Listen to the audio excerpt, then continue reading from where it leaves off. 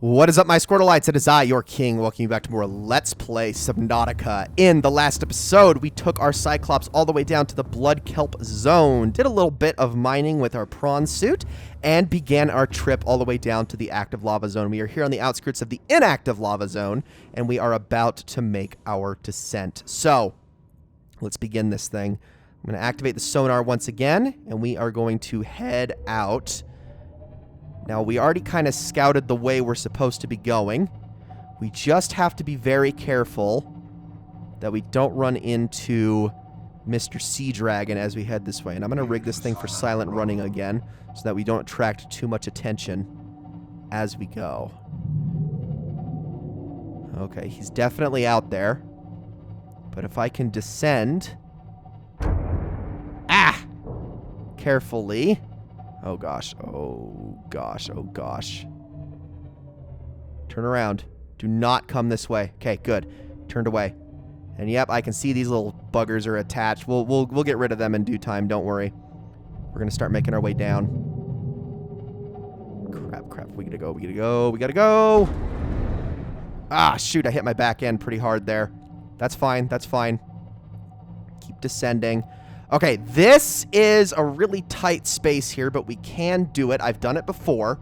We just have to be extra careful on how we handle the Cyclops as we go through this opening. Honestly, again, I'm going to say this one more time. It is mostly ideal to take your prawn suit through here and just not bother with the Cyclops, but I do it anyway. Okay, that was the tight spot. And look, we're being contacted one more time.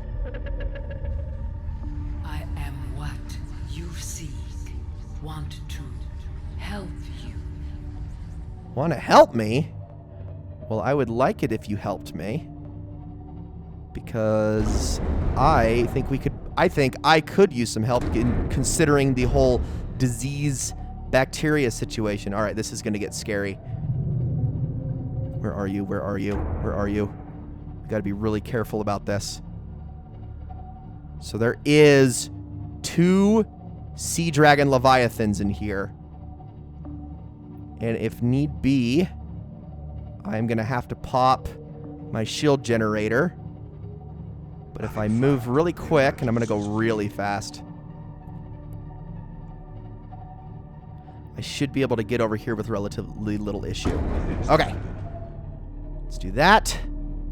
I think we are out of any range where we could possibly be attacked by the sea dragon. Okay. He's definitely right behind, but I don't think he strays over this far. So I'm going to go here, take that off. Let's stop. Okay. And actually, I might as well turn down the engine too. Well, hold on a second. I probably should check my cameras really fast. I have rear cameras. Let's see. Yeah, I think we're fine back here. Okay, so I'm going to get off of this thing. I'm going to swim out really quickly. We're going to take care of all these little pests on the outside of this thing. Get out of here, you piece of crap. Won't be surprised if they reattach. Wait. Hold on. There might be one right there. Unless that's the inactive lava zone guy. That might be the inactive lava. This is the way you're usually supposed to descend. But that one always takes you way too close to the Sea Dragon Leviathan, so I'm not a huge fan of it. I think that is what I'm hearing. Hold on. Yes, that's definitely what I'm hearing. Okay, yes. We're fine. So I'm going to definitely keep my Cyclops right here. And we'll circle around this thing a little bit later. Let me just knock a couple more of these guys off. Piece of crap. And I won't be surprised if they end up reattaching later. They usually do. But, they're so annoying. Especially since they're all floating like right here as it is. Get off. Good, you're dead. All right, let's get back inside. We're going to take our prawn suit the rest of the way. And what you are probably wondering by rest of the way, well, you probably just missed it as we came in here, but it's actually pretty darn obvious. Okay, let's go over here. And it's nice and toasty in here, so be aware of that. The two actual active lava zone leviathans are out floating in the middle and the south side of this zone. So let's see. There's one of them. You can see him way off in the distance. But there's another one further away. And I really don't like that noise. Please don't attack my prawn suit, or my Cyclops. I don't like how close. You know, I'm going to do some scouting just to make sure. Because there is that one. I know for a fact there's that one. But I want to make sure that I know exactly where the other sea dragon is. Just so that I'm confident that my Cyclops doesn't get into any more trouble. Because I'm pretty sure he's all the way over this way. And yep, this is the last alien facility, which we're going to be heading on into in this episode. Don't worry. But I am very nervous for my Cyclops at the moment. So let's do a little bit more exploring. Let's see. You're not over here. Trying to remember, where is the other one?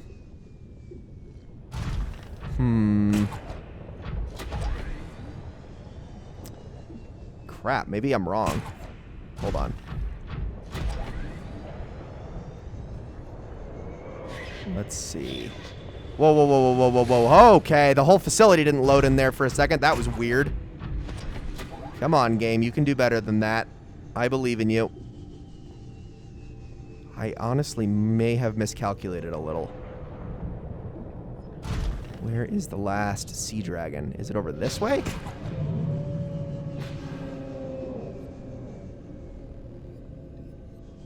Crap. I'm actually like really worried now. You know, maybe I should bring my Cyclops over here, huh? Well, what's further down this way? Is this just the rest of the facility? Yes, it is. Okay, well, I think I'm going to bring my Cyclops around then just so that I don't get this thing in any trouble, because I really don't want to lose it. It's way too important. Oh, geez. I don't think it's actually close, but... What's up, dude? How you doing? He's looking right at me. Okay, grab on, grab on. Oh, gosh. Oh, gosh. Hey there! Don't shoot fire at me, please. Oh, I somehow dodged all of that. Okay. Okay. Okay, you are... Nope, nope, nope, nope, nope, nope, nope, nope, nope, nope, nope. We are not bringing you to it. We are not bringing you to it. Get away from me. Turn around. Go that way. Go that way. Go that way. Go away. Please. Please leave. Is he turning around? No, he's not. Okay. I'm so nervous about this. Because this thing is honestly made of paper.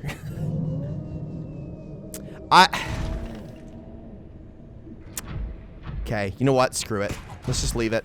It'll be fine. It'll be fine. If I lose it, I lose it. I'm not building another one.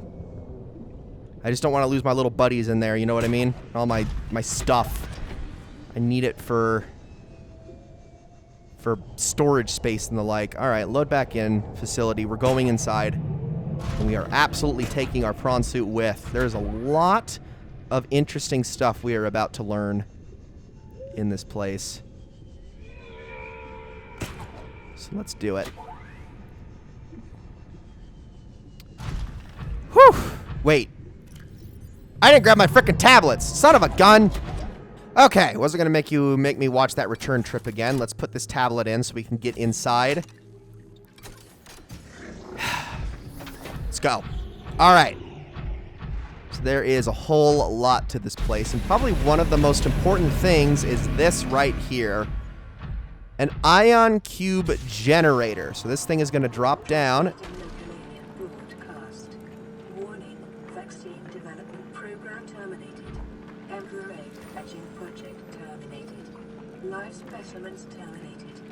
Evacuate immediately. Wait, what do you mean evacuate immediately? I ain't going nowhere.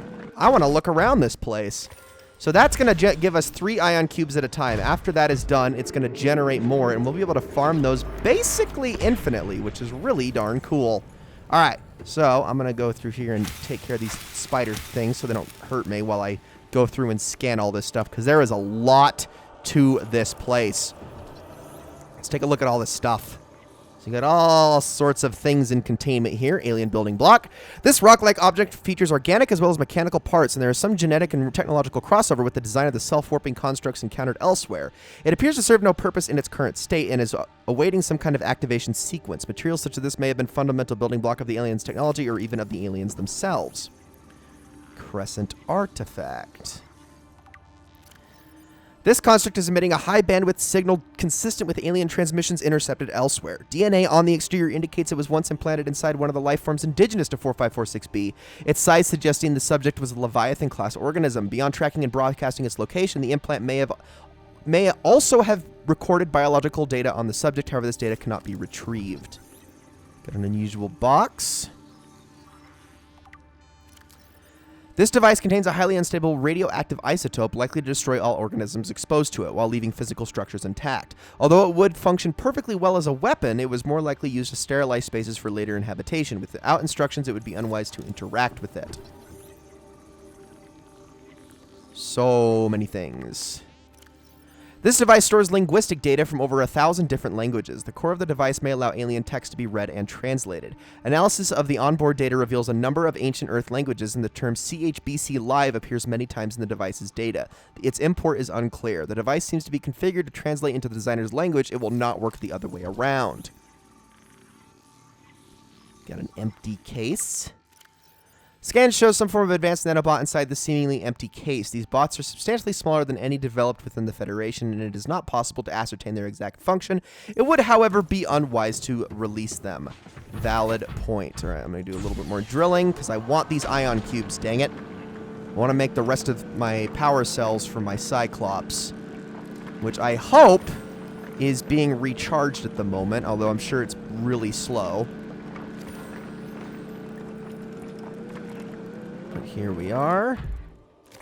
Perfect. Okay. Hop out of this thing again, and let's get back to scanning. So we got an ancient blade, another weapon I wouldn't mind having. Ancient earth blade. Wait, what? It's a scimitar. An ancient earth blade dating back to the 13th century. Blood samples in the blade match the DNA of 7 severed heads of state from the period. This evidence supports the theory that the aliens of an ancient spaceborne civilization engaged in the surreptitious study of less developed species. So they took some of our stuff. Okay, that's weird. Strange carving that looks straight up like a yin and yang symbol. The carving is now hundreds of thousands of years old and made from an unrecognizable natural fiber grown on an unknown planet. It bears striking resemblance to the old Earth yin-yang symbol. Two competing theories may explain this similarity. Aliens visited Earth prior to the 4th century BC and influenced the development of ancient Chinese philosophy, or the concept of yin and yang is universal. Since yin and yang describes the fundamental interdependency of seemingly opposite forces, it may be a necessary existential understanding. In some form, in all sufficiently developed civilizations, the tapering of two circles, union into opposed and infinitesimally small points, the finite, is one logical way to represent this understanding and may have been developed independently by species other than humans. I'm going to choose to believe the second theory because I think it's way cooler. This artifact is unpowered, suggesting it served a ceremonial rather than practical purpose. The pyramid resembles vines spiraling upwards towards the warm blue stone mounted above it. It may represent a plant found on the aliens' homeworld, a building of religious import, or even the gravitational pull of their home solar system. We have a circular object here. This device contains network apparatus and a holographic projection unit. It was likely used as a communications relay, capturing and projecting the image of the user to a remote location. There does not appear to be any devices in range. Okay, I'm going to, before I read any more, have myself a bite and a couple drinks. Okay, I might need to actually go back and get more food soon-ish. Rudimentary Tablet. This device shares many similarities with the tablets used to access the alien facilities, although its structure is rather less complex. It may have served a similar purpose, granting security access and storing relevant data, and was thus kept here as a form of legacy support. All right. Well, I'm going to drill one more time, real quick. before we go any further, because the more ion cubes, the merrier. And I don't want to, like, stand here and wait for it to do it. I might as well get stuff done in the meantime while it replenishes. But I am actually going to pick up...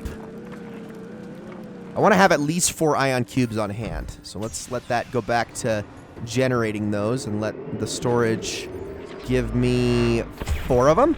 Okay. And I'm going to head up here and take a look at this data. Whatever this is.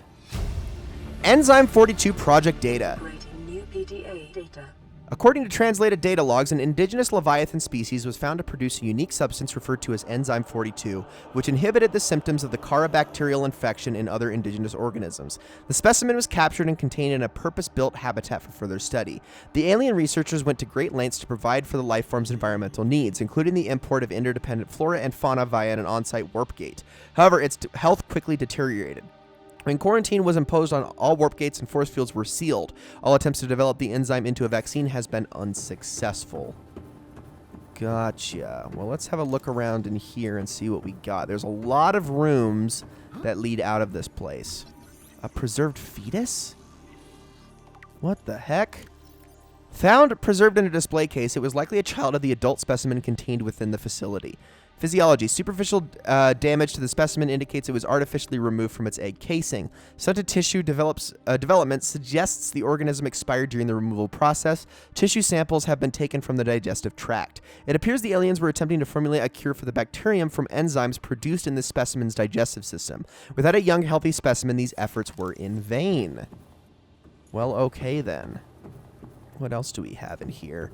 Looks like a broken egg of some sort. And a bunch of other empty cases.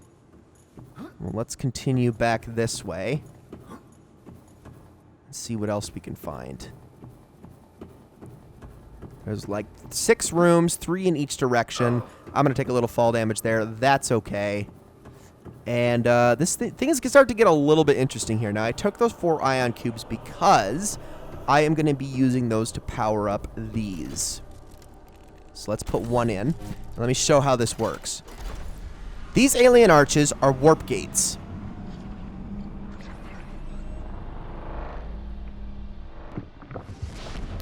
And what they do is they each connect to other alien arches in other parts of the world. All of them have a specific path that they go to and from. So there's always a way in and a way out of each and every gate. This one takes us to, if I'm not mistaken, and I'm going to take damage there because I decided to jump like a dummy again. I want to say this takes us to the mushroom forest, but I could be wrong.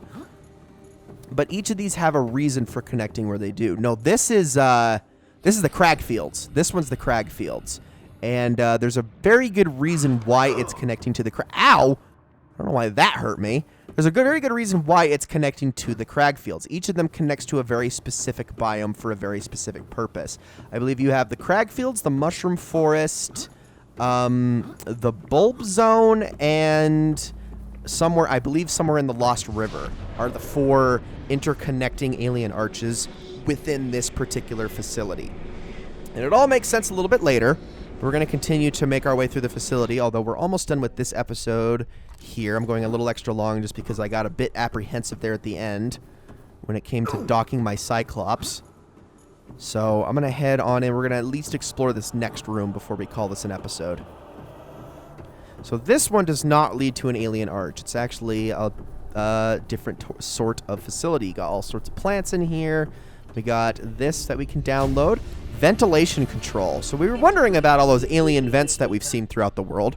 Water flowing to and from the primary containment facility is being automatically controlled independently of other safeguards. Data on the water composition has been recorded. Inflow. Water is being drawn from different biomes around the surface of the planet. The water temperature is considerably lower than the volcanic environment outside the facility, while microorganism and nutrient counts are substantially higher. Outflow. Oxygen-deprived water is being flooded from the system and recycled back to the surface. So, if we have a look around, we can also scan this pipe. This is an inflow pipe. And if you pay attention, you'll actually see peepers going flying through them. The pipes drawing water into the containment facility are filled with peepers arriving from the surface. The fish show no signs of distress, and the specimens scanned have all consumed high quantities of seeds and organic matter from the surface. Some specimens are beginning to show signs of infection. This is important, but it'll make more sense later. We also have the outflow pipe here. This is what's being sent back to the surface. The outflow pipes are filled with peepers traveling back to towards the surface. Specimens show no sign of infection. All specimens scanned are carrying Enzyme 42, which data suggests inhibits the bacterium. Specimens' stomach cavities are otherwise empty, suggesting they may have purged the contents before entering the pipes. So these peepers are literally being taken into the facility. They are having all of their stomach contents stripped of everything that they've eaten. They are being given Enzyme 42, sent back out to the surface, and then those peepers are being eaten by critters on the in the water outside and being given Enzyme 42 that way, thus curing them of the bacterium. That is why all the creatures outside are even still alive and the bacteria hasn't just wiped everything out on the planet. Really, really cool. I love that the aliens actually took the time. Even if they weren't able to find a cure for themselves, they were at least able to find a system that keeps the planet alive, which honestly, probably a lot better than humans would do in that sort of situation, where the humans would just be like, screw it, save ourselves, kill the planet, it's okay, we're not coming back here. So, honestly, I do admire the aliens, at least in that way. Even if their means of quarantine are a little bit drastic, but also very, very understandable. Like, oh, you're coming close to the planet and or trying to leave the planet? No, die! Little extreme. Alright, ladies and gentlemen, that is going to be it for this episode of Let's Play Subnautica. I hope you all enjoyed it very, very much. Next episode, we're going to continue to make our way through the facility. I'm basically just going to be activating the last 3 alien arches. In fact, I'm doing one right now as I say the outro and exploring some other things. And then we're going to go deeper in past the force field and seeing where that leads. Who knows what we're in for there. But, we're going to take explore the rest of this and find out what awaits us here in the containment facility. And I don't know, maybe we'll even find the source of that voice that's been speaking to us. So thank you all so very much for watching, and I will see you all in the next one.